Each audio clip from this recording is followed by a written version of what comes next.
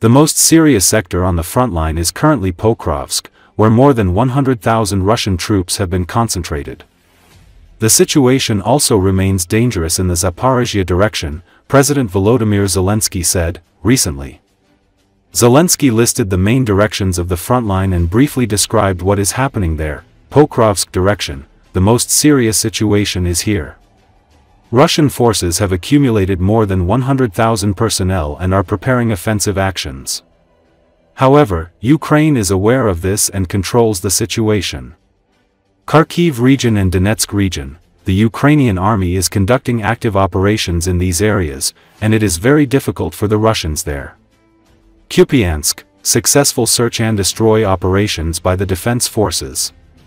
Over the past 2 days, more than 30 Russian sabotage and reconnaissance groups have been eliminated. Sumy direction, the enemy is being pushed out. Zaporizhzhia direction, no changes, but there is a threat, since Russian soldiers are accumulating airborne forces and have already gathered a fairly large grouping. In this case, Bloomberg says that European leaders are deeply concerned that Russia is preparing a large-scale attack on Ukraine. The publication writes that at a Security Council meeting in Toulon last week, German and French officials discussed the concentration of Russian troops in the Donetsk region, especially near Pokrovsk. According to sources, the Kremlin has moved large forces to the region.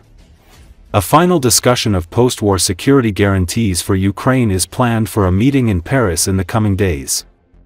European leaders also intend to hold talks with Donald Trump. French President Emmanuel Macron said in a meeting with Zelensky that Europe is ready to provide security guarantees to Kiev. The meeting is expected to be attended by the prime ministers of the Netherlands and Poland, and the leaders of the United Kingdom, Germany, and Italy will join via video link. The Europeans want to clarify the US position and convince Washington to strengthen sanctions against Russia.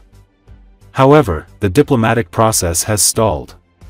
Sources say that despite a brief uptick in activity in August, the talks have now stalled and the Kremlin is preparing for a new offensive. It is noted that Russia's summer offensive has not yielded the results Moscow had hoped for.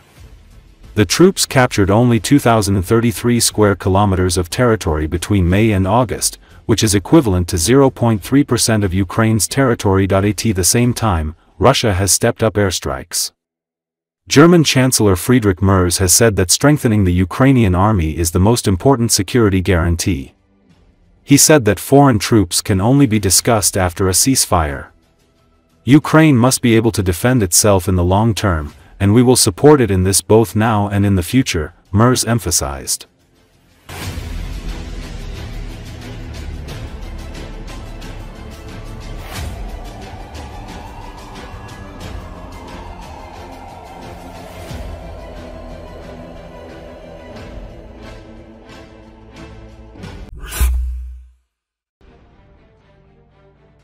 Desperate to staunch the bloodletting around Pokrovsk in eastern Ukraine's Donetsk Oblast, the Kremlin rushed in reinforcements. According to Euromaidan Press media outlet, those reinforcements, the best of Russia's available naval infantry and airborne forces, are already suffering heavy casualties in a sector they clearly do not understand. Attacking in armored vehicles along the drone-patrolled roads just east of Pokrovsk, the Russian 155th Naval Infantry Brigade was immediately spotted from the air by the Ukrainian State Security Services Ivan Franko Group.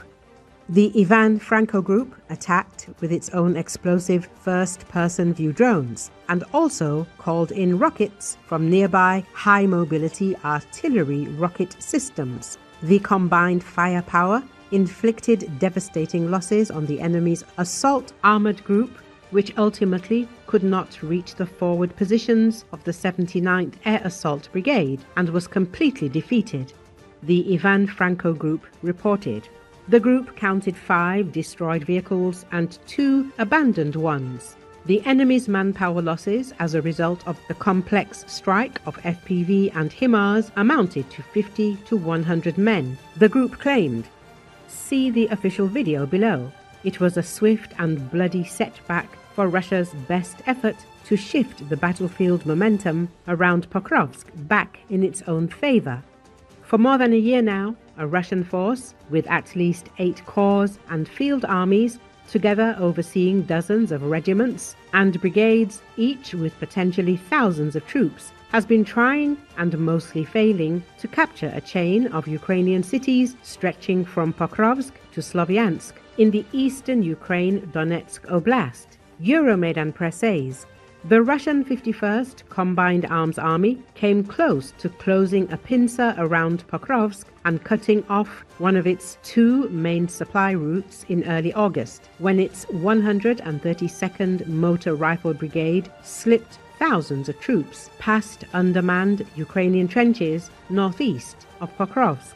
They marched 15 kilometers toward the village of Dobropilya, which sits astride the T0515 road, Pokrovsk's easternmost main supply route. But the Russians underestimated the strength of the Ukrainians' reserves. Ukrainian commanders had made the deliberate decision to leave some trenches empty in order to buy time for certain brigades to rebuild. It was a sacrifice. American analyst Andrew Perpetua explained, sacrifice ground for time while refitting, and then you can attack later. According to Euromaidan Press, a dozen or so Ukrainian brigades, regiments and battalions, some fighting under the command of the National Guard's new 1st Azov Corps, assaulted the Dobropilya salient from both sides with drones, tanks, armed ground vehicles and infantry, and quickly destroyed the Russian 132nd Motor Rifle Brigade, likely inflicting thousands of casualties.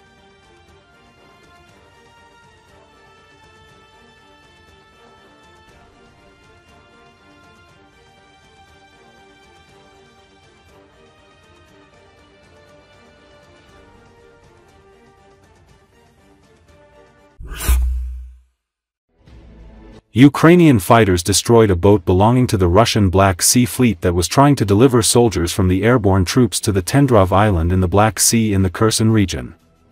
Drones belonging to the Ukrainian naval forces launched a series of strikes on the boat approaching the island. As a result, 7 paratroopers were killed and 4 were wounded. Other Russian soldiers on the island were also targeted by the drones. As a result, there were deaths and injuries among them. Ukrainian drones also targeted a boat with occupying soldiers on one of the islands located on the Dnieper River in the Kherson region. As a result of the strike by a kamikaze drone, the boat exploded, and the Russian soldiers on it were killed.